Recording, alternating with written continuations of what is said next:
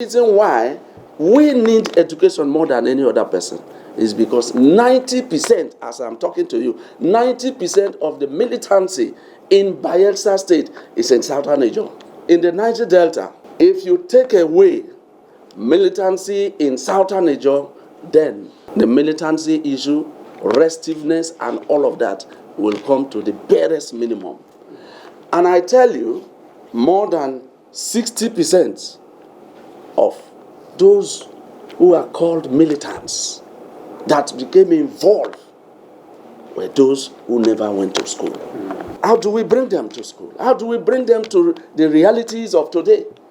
And if they don't have opportunity, what about their children? If these people also don't have opportunity, what about their children? I tell you, in my area, when the militants come out to shoot gun, everybody is interested to come and look who is shooting that gun. Instead of being scared and running away, people will come around to know who is shooting that gun, and then they enjoy it. They start hailing. Everybody starts hailing who is shooting gun. And for us to divert the attention of even the youths, we need schools to be established, particularly in that area of the riverine, so that they will have access, easy access to school. That is my drive for a takeoff, like what the former governor said. We have enough infrastructure for the university to take off. And so I'm not bothered about that. And more, I believe, that will be built in the near days. Once we see the lights at the end of the tunnel, I believe that infrastructure is not the problem. As we are talking, I know that we have boarding houses for women and for men that the former governor built. They are just waiting there. Over the years, Bayelsa educationally has not been in the front burner. Before independence and post-independence, people were only struggling to go to secondary school, not university, secondary schools.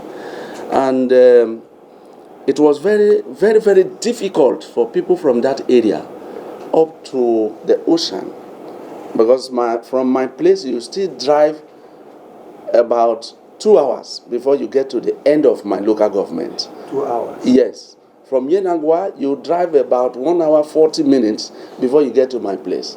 And then you travel another 2 hours before you get to Kulama, you get to Foropa, you get to Ikeni, and all Ukubie, all those areas. And so we are more connected through the rivers. Okay. And through that river connection, that is where the wealth of Nigeria is. The whole wealth of Nigeria is in the creeks. It is not difficult for Nigerians to build pipelines to where they will be able to take fuel or crude oil.